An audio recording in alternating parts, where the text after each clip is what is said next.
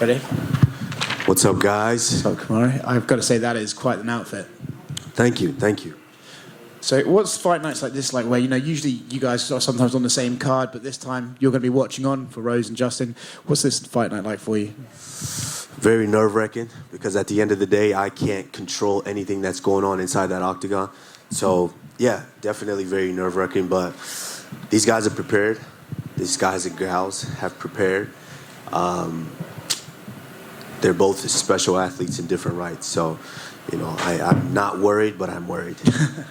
You also had some fun training with Michael Chandler. I saw some of your Minari roles. Are you starting to bring those into your repertoire? Like, who in here doesn't think I could do an Imanari roll if I wanted to? Yeah, I can do.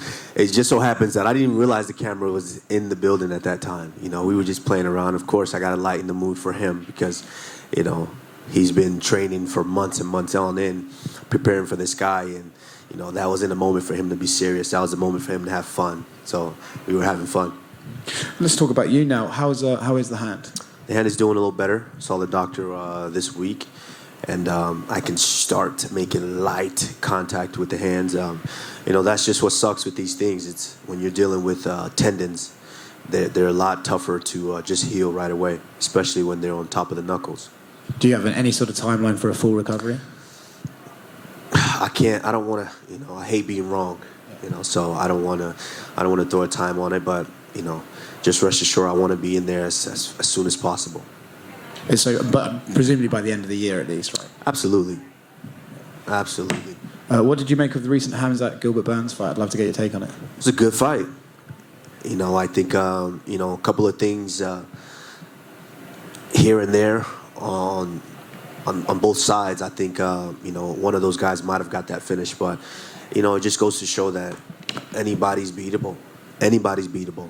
You know, Gilbert went out there and he did what he had to do. Gilbert's a warrior. He's a warrior. I've known that for a long, long time, and I'm glad that he got the opportunity to show the world that, you know, he's not done, because, you know, it was a lot of disrespect going into that fight.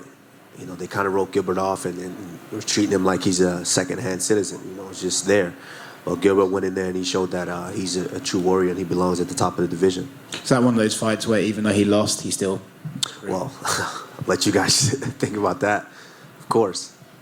Obviously, Leon is supposedly next for you, but when you see someone like Hamzat on the come up, does that excite you as a champion because there's a lot of hype around this guy? That means more money in your pocket. Do you look at him like that, or do you just look at him as a competitor that you're going to have to fight? I mean, he's a competitor. Each and every one of these guys in the divisions are competitors, and so I take them as competitors. I take them that serious. But you know, as far as putting anything extra on anybody just to try to give him a boost, I don't really care about. You know, Gilbert Burns was just as tough of a fighter as Kobe Covington, just as tough as Jorge Masvidal. So, you know, I don't really try to put anything extra on these guys. You know, of course, I love the extra zeros on the check if you know, they bring that much eyeballs. But at the end of the day, they're just competitors, and I see no face. You just mentioned Jorge and Colby there. I'm curious what you think about their little... No, I was a little disappointed in that. You know, I expressed my disappointment via Twitter. I was disappointed in what they did, but at the end of the day, that's how life goes. You know, you say certain things that push certain buttons, certain guys react a certain way, and we saw the result of that. Do you think, it's hard to make you answer this question, but I'm curious, as a fighter, do you sort of get it? Do you think Jorge has some justification in doing that? Like, he couldn't get it done in the cage, but he still has an issue with the guy. He wants to make the guy pay for some comments. I don't think anyone had his justification to do that. You know, it's like, I mean, there's two guys in here right now started fighting. There's no justification for that. As a man, you know, you should be able to, you know, use your words, as your parents would say. But if you can't, you know, sign contracts in the UFC, step in the cage, and handle business. Last one from me. Elsewhere tonight, there's another guy that you've had an eye on, Canelo Alvarez's boxing. I'm curious how the talks about that are going, and if you think he's sort of... I know that you guys had your back and forth on Twitter. What's your take on Canelo recently? You know, at the end of the day, you know, it is what it is. Canelo is the best pound-for-pound boxer. I am the best pound-for-pound mixed martial artist. I'm the best pound-for-pound fighter on the planet. And so I was courageous enough to want to challenge myself in that way.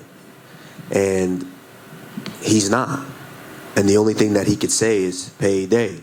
let's be honest. He fights me, it's the biggest payday of his career. I fight him, probably the biggest payday of my career because it's something that's never been done before. So make no mistake about that. Yes, it's a payday for both guys. But at the end of the day, I'm courageous enough to step in there and do your sport because you're not man enough to step over here and do this sport. And so it is what it is. Like I said it, mano y mano, you lock us both in the room. I'll let you guys decide who drags the other guy's dead body out of that room. Speaking of payday, Conor McGregor says he'd like to fight you upon his return. That would obviously be a nice payday for you. All I have to say is payday. All right. Were you surprised that Canelo responded to you on Twitter? He seems to be one that doesn't really react to when people call him out. I mean, we're similar guys in our respect. We respect what we do. We respect each other. But got to the point where, I wanted a challenge. I wanted a different challenge. And so that's why I voiced it. I never once disrespected him. Never once said anything about his family or anything about that. No, that's not who I am, and that's not who he is. So, I think it got to the point where he realized that if enough people ask you about it, which means enough people are curious about it, then you address it, and he did. I guess, were you surprised that, you guys are obviously competitors, so he knows who you are, but that all started with him responding to Ali. So were you surprised that he even responded to him at first? I'm not surprised. I'm not surprised. And that's the thing about Ali. Ali's going to, voice whatever he feels or whatever he thinks, and there's nothing wrong with that. If he wanted to ignore it, he could have ignored it. But he said something back, and so, was I disrespectful when I said anything? I said, no, let's all relax, I know you said you were disappointed in the Jorge Masvidal and Covington thing, and you reacted to Gilbert, but those two seem to be kind of matchmaking. They want to fight each other, Gilbert and Jorge. So what do you think of a matchup between those two? I think it's a phenomenal matchup. I think, phenomenal matchup. And with where Gilbert Burns is right now, I think Gilbert Burns can go out there and, he's already proven that he belongs at the top of the division. So I think that'll be another good fight for him. Hi, Kamaru over here. Charles Oliveira missed weight yesterday, and as a result, he's being stripped of the title. I know that's not your weight class, but what are your 2 cents on that? It's tough. It's a tough thing to do. But when you're at the top of this, you have to be that professional. You have to know how to get up there, and you have to know how to because at the end of the day, that's the biggest fight before the actual fight. And any wrong calculations, you're in this situation. And as a champion, you can't afford to do that. You have to be on every moment. So, it is what it is. But at the end of the day, Justin Gaethje still gets his wish. He goes out there and executes. He becomes the lightweight champion of the world, and that's the goal. And that's what we're here for. What did it mean for you to be featured on GQ? You're one of the best dressed fighters, if not the best dressed fighter on the roster. So what did that mean for you? It means a tremendous amount. Like I said, we work each and every day for everything that we get. And so to be recognized in that way means a lot. But, I aim to flame each and every time I come out here. So as you guys can see. And one last one for you. If an actor had to play Kamaru Usman in a movie, what actor would that be? I don't know. To be honest, I don't know. I would have to say, of course, he's a lot older than me. I would have to say probably Jamie Foxx. It's probably that would be the wise choice. But of course, he's older than me. Great casting. Yeah. I like Idris Elba in that role, but that too, my man, that too. What's up, Kamaru? You are a UFC champion. You're a global superstar, but you're also #1 pound for pound, not boxer, but #1 pound for pound fighter in the world. So when you see your name next to that #1 pound for pound, what are the emotions and thoughts that go through your head? Really nothing. I don't really think about it. Just like I didn't think about when I was 6-1, 7-1, or 8-1.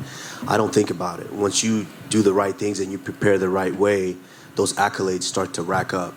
And so it's surreal to me. Like in my house, I just brought my belt out of. I found it in the closet in the guest room, and it's surreal to me when you kind of start putting them up. There's a lot of different awards up there, but those, they mean nothing to me. As long as I'm the one putting in the work, that's the journey. And if Rose and Justin were able to secure wins tonight, that would mean 3 champions under Trevor. What would that mean to you, to Trevor, to the gym? That means a whole lot. That's why we're here. That's why I'm up here looking like this right now. You know, I'm looking like this in preparation to be able to hop that railing and run up in that cage right there. It would be unheard of.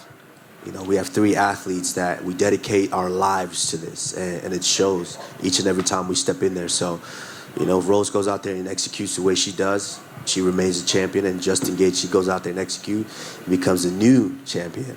And we've got the 3 Musketeers. And lastly, Justin was seen walking into the arena in a Muhammad Ali sweatshirt. I saw you maybe 2 weeks ago rocking a similar Muhammad Ali sweatshirt. So what does the late, great Muhammad Ali, how has he inspired you throughout your mixed martial arts career? Well, he's a people's champion, and that's what we aim to be. Justin Gaethje is a man of the people. When he steps in there and competes, he competes for the people. For the life of me, sometimes I tell him, man, don't just go in there and trade, but he just loves to entertain the people. He's a people's person. So, you know, Muhammad Ali was just that, the people's champion. So, you know, he's a man that we look up to, not just of what he did inside that ring, but what he did outside as well. Good luck, Mark.